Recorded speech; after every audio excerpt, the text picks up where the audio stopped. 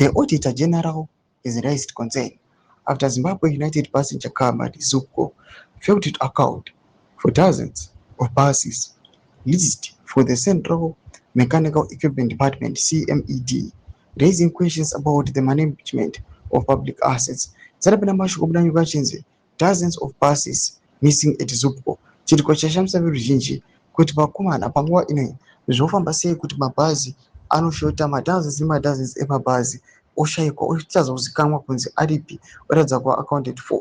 Don't forget subscribe or like out on the bell icon.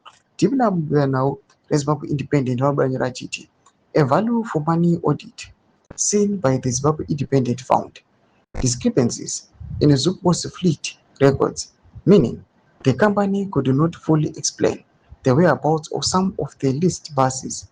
The findings have raised fresh concerns about transparency, accountability, and the use of public resources in the government's urban mass transport system. The audit also revealed that, despite leasing buses from CMED since 2019, ZUPCO has not purchased a single new bus.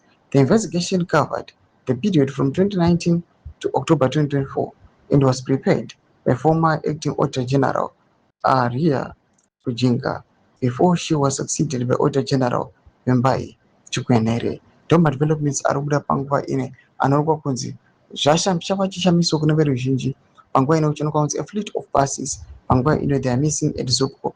And also there's another headline kunokwa kunzi the crime watch pamwechete neZimbabwe Independent panguva ino they are shocked after kunokwa kunzi Zimbabwe also failed to explain kuti where are two aeroplanes dzenyika dzatadza kuva accountable kana kuexplaina kuti where are they. Pinai comment section medu dzavhungure enyi moti kudii pamusoro pechitiko ichi.